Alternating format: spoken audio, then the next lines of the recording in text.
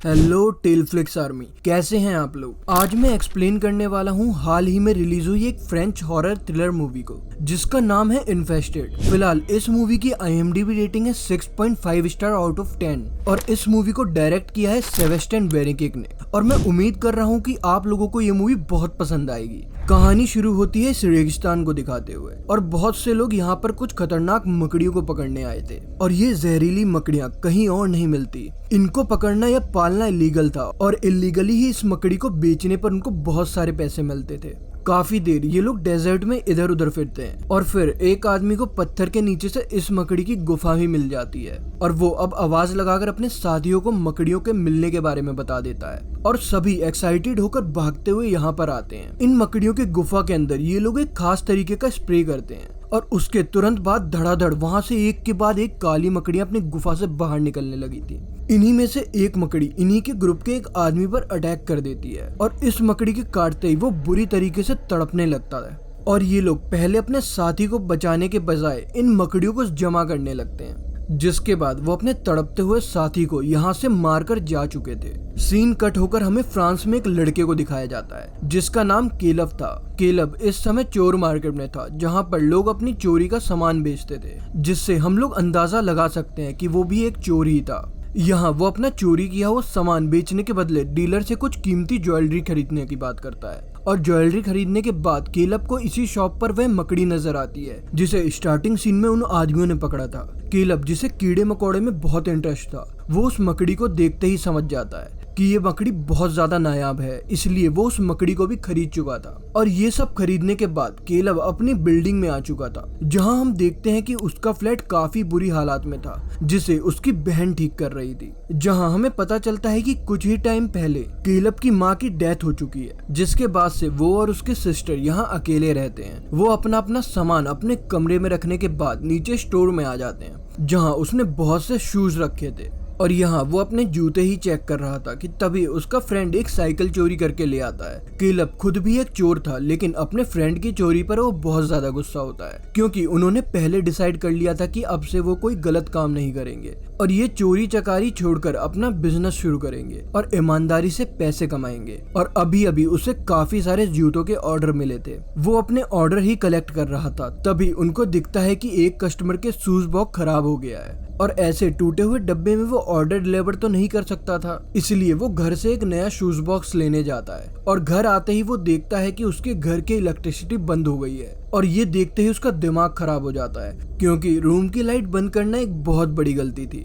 क्योंकि रूम में उसने उसके बहुत सारे इंसेक्ट जमा किए हुए थे जो बिना लाइट के मर जाते। केलब अपनी सिस्टर से कहता है कि तुम ये सब क्यों करती हो और जरूरत क्या है तुमको मेरे रूम की लाइट बंद करने की, जिस पर वो कहती है कि तुमको पता है इलेक्ट्रिसिटी बिल कितना आता है, सारी लाइट तुम्हारे कमरे की ऑन रहती है, बिल कौन देगा, कहाँ से पैसे आएंगे, कुछ सोचा है तुमने, वैसे भी ये कीड़े मकोड़े हमें कुछ नहीं देने वाले। जिस पर केलब कहता है कि हाँ सोचा था मैंने अपने जूतों का बिजनेस शुरू किया है और वहाँ से पैसे आएंगे और हम सब कुछ मैनेज कर लेंगे। मगर उसकी बहन को उसकी बातों पर बिल्कुल विश्वास नहीं था। अब वो अपने रूम की लाइट ऑन करता है और अपने सभी इंसेक्ट को चेक करता है और वो यहाँ पर अपनी नई लाई हुई मकड़ी को एडजस्ट करने की कोशिश करता है, लेकिन उसके लिए यहाँ पर कोई खास जगह नहीं थी, इसलिए जो टूटा हुआ शू बॉक्स उसने हाथ में था वो उस मकड़ी को उसी बॉक्स में रख चुका था। और ये सब करने के बाद वो चला जाता है अपने मॉम के फ्रेंड की पार्टी में क्योंकि अपनी मॉम के मरने के बाद वो उनको अपनी मॉम ही समझता था और वो लेडी भी केलब से बहुत प्यार करती थी और आज जो केलब ने ज्वेलरी खरीदी थी वो भी उन्हीं के लिए थी, जिस पर वो लेडी कहती है कि तुम सुधर रहे हो, बहुत अच्छी बात है, अगर तुम्हारी मॉम आज जिंदा होती तो बहुत खुश होती। और अब ये लोग मस्ती करते हैं, डांस करते हैं और रात में केलब वापस जब अपने घर जाता है और अब जैसे ही वो मकड़ी को देखने के लिए शूज बॉक्स ओपन करता है तो मकड़ी उसमें थी ही नहीं और उसको लगा कि वो मकड़ी भाग गई होगी और उसे काफी दुख भी हुआ क्योंकि उसने काफी ज्यादा पैसे देकर उस मकड़ी को खरीदा था। और अब वो इसी बॉक्स में रखे हुए शूज को उठाकर नए बॉक्स में पैक करता है और अगली सुबह वो अपने कस्टमर को जूते डिलीवर करने के लिए बिल्डिंग के नीचे आ जाता है। ये ऑर्डर उसी के बिल्डिंग में रहने वाले एक आदमी ने दिया था। उसे इस जूते को उस कस्टमर को देते हुए इस बिल्डिंग बिल्डिंग का ओनर देख लेता है। वो हमेशा से केलब पे शक किया करता था कि जैसे वो कोई इलीगल काम कर रहा हो, इसलिए उसका ज्यादा टाइम केलब पर नजर रखते हुए जाता था। लड़का शूज लेकर अपने घर आ जाता है और जैसे ही उन्हें ट्राई करने के लिए पहनता है तो उस शूज के अंदर कोई अजीबोगरीब चीज दिखती है और देखने के बाद उसको पता लगता है कि उसके अंदर बहुत बड़ी सी स्पाइडर थी। शुक्र है जूते पहनने पर उसने उसको काटा नहीं था, क्योंकि केलब ने अपनी तरफ से तो स्पाइडर शूज बॉक्स में रखी थी, लेकिन वो स्पाइडर बॉक्स से निकलकर इस शूज के अंदर चली गई थी, जिस शूज को केलब ने दूसरे बॉक्स में रखकर इस आदमी को दे चुका था।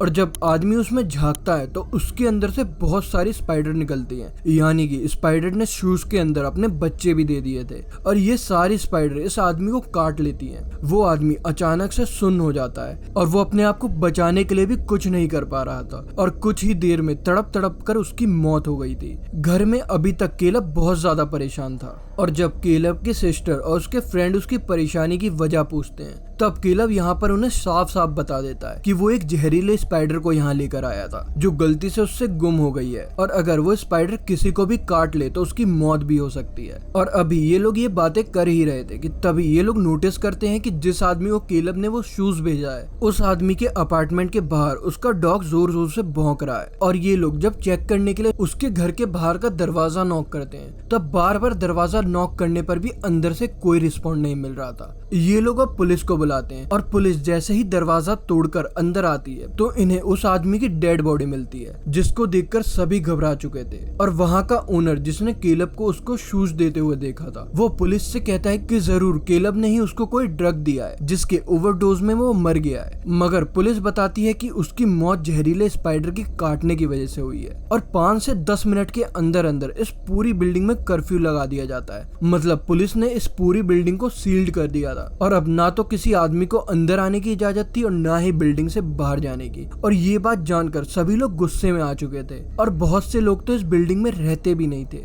और अगले ही सीन में हम एक सफाई करने वाली औरत को देखते हैं। तभी अचानक उसको वहां पर बहुत सारी स्पाइडर और स्पाइडर का वेब नजर आता है और वो अपने पॉकेट से स्प्रे निकालती है और इन सारे स्पाइडर को मारना शुरू कर देती है। लेकिन देखते ही देखते बहुत सारे स्पाइडर ने उसके मुंह पर हमला कर दिया था और हमले के बाद उस औरत के साथ क्या हुआ ये नहीं दिखाया गया। यहाँ केलब की बहन जब वॉशरूम में गई थी तब वेंटिलेशन के अंदर से बहुत सी मकड़ियां बाहर निकल आती हैं और इस मकड़ी को देखकर वो इतना ज्यादा घबरा जाती है कि वो जोर से चीखती है और उसकी हेल्प करने के लिए उसके दोस्त आ जाते हैं। वो उसको वॉशरूम से बाहर निकाल चुके थे और एक लड़का उस बड़ी से स्पाइडर को पकड़ना चाह रहा था, लेकिन जब वो इन सब में कामयाब नहीं हुआ तब वो उस स्पाइडर को मार देता है। और जब वह लोग वेंटिलेशन के पाइप खोलते हैं तब वहाँ पे बहुत सारी स्पाइडर थी जो देखते ही देखते वहाँ फैलने लगी थी, इससे पहले कि वो वॉशरूम से निकलकर पूरे अपार्टमेंट में फैल जाती। ये लोग वॉशरूम को सील कर देते हैं। केलब अब हैरान था। वो इन सबको बताता है कि ये शेरा की मकड़ियां हैं, कम टेम्परेचर में इनका बच्चा देना तो दूर इनका जिंदा रहना भी मुश्किल था, लेकिन पता नहीं कैसे उसने इतने सारे बच्चे दे दिए। और ये सब लोग डिसाइड करते हैं कि अगर ये लोग यहाँ रहे तो मर जाएंगे, उन्हें किसी तरह इस बिल्डिंग से बाहर निकलना होगा। पर केलब यहाँ से जाने को तैयार नहीं था। वो कहता है यहाँ बहुत बड़ा खतरा है और हमें यहाँ रहकर यहाँ के लोगों को इस खतरे से बचाना चाहिए ताकि वो लोग भी अपनी जान बचा सके।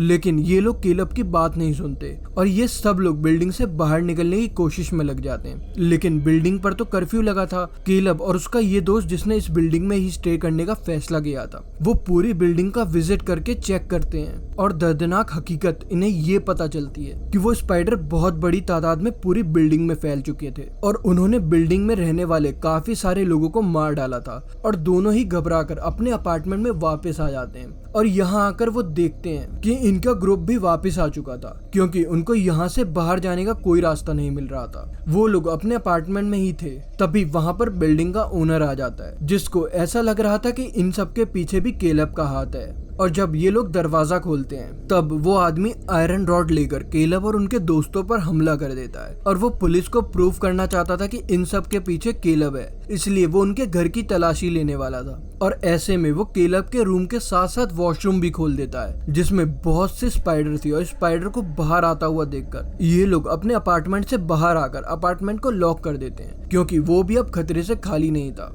और अपार्टमेंट के अंदर जो लड़का गया था वो स्पाइडर अब उसको भी मार चुकी थी और उसकी मौत को देखकर ये सभी लोग बहुत ज्यादा घबराते हैं। यहाँ केलब को याद आता है कि इस बिल्डिंग से बाहर निकलने का एक रास्ता पार्किंग लॉट भी है, मगर जब ये लोग पार्किंग लॉट की तरफ जाते हैं तब वहाँ पर भी बहुत बड़े बड़े स्पाइडर ने अपने जाले बनाए हुए थे। इन्हें अगर इस जगह से बाहर जाना था तो यहाँ की लाइट ऑन रखनी थी, मगर पार्किंग लाइट में तो सेंसर लगे हुए थे। मतलब वहाँ से जो कोई भी निकलता था तो लाइट सिर्फ 1 मिनट के लिए जलती थी, और लाइट ऑन करते ही ये लोग बिना आहट करते हुए तेजी से बाहर की तरफ बढ़ते हैं। मगर इन सब में केलब की सिस्टर पीछे रह जाती है। इससे पहले कि स्पाइडर उसको काट लेते, उसके पास एक लाइटर था जिसको जलाकर वो यहाँ से आगे आने में कामयाब हो जाती है, और बेसमेंट के दरवाजे पर पहुंचकर इन्हें ये पता लगता है कि वो दरवाजा भी सील्ड था। ये लोग बहुत खटखटाते हैं मगर पुलिस दरवाजा नहीं खोलती। कुछ देर बाद वहाँ पुलिस के जरिए एक जहरीली गैस छोड़ी जाती है जिसका मकसद था इस बिल्डिंग में मौजूद हर जिंदा चीज को मारना, चाहे वो इंसान हो या मकड़ियाँ या कोई भी जिंदा चीज। और इन सबको देखकर केलब अपने साथी के साथ एक कमरे में जाकर छुप जाता है, लेकिन इनका चौथा साथी भी यहाँ पर मर गया था और काफी टाइम ये लोग वहीं पर गुजारते हैं। तभी पुलिस की तरफ से ये दरवाजा खोला जाता है। जिनको लग रहा था कि अब यहाँ पर कोई भी जिंदा चीज नहीं होगी,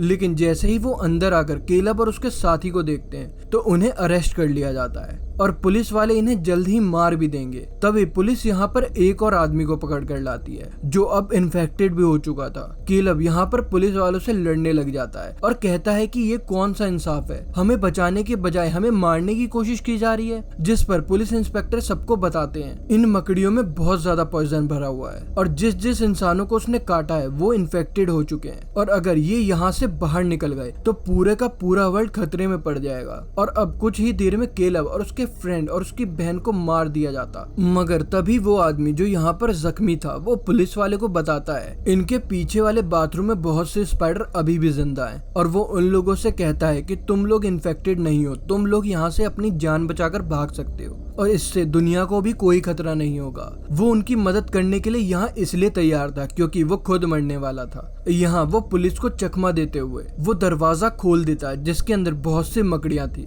जिसका साइज इतना बड़ा हो गया था जैसे कोई डॉग का साइज। और उनके बाहर निकलते ही पुलिस और सोल्जर सभी उन पर गोलियां चलाना शुरू कर देते हैं। कोई उनके ऊपर जहर फेंकता है तो कोई उनके ऊपर गोलियां चला रहा था और पुलिस वाले इनको मारने में बिजी थे। तभी केलब और उसकी बहन और उसका दोस्त यहाँ से निकलने में कामयाब हो जाते हैं और बाहर बहुत सी वैन थी जिसमें से एक वैन में ये लोग बैठ चुके थे। हालांकि उनकी इस वैन के आगे भी एक स्पाइडर आ जाता है, लेकिन ये लोग उसको कुचलते हुए आगे बढ़ जाते हैं। जिसके बाद अब सीन कट होता है और हमें कुछ अरसे बाद का सीन दिखाया जाता है जहां हमें पता लगता है केलब, उसके दोस्त और उसका बहन यहाँ से निकलने में कामयाब हो गए हैं। लेकिन आज पुलिस और गवर्नमेंट उस बिल्डिंग को तबाह कर देगी जहां पर उन्होंने अपना पूरा बचपन गुजारा था। जहां हम एंडिंग में देखते हैं कि केलब के पास अभी भी एक स्पाइडर है जिसको उसने सबसे छुपाकर अपने पास बहुत ध्यान से रखा है।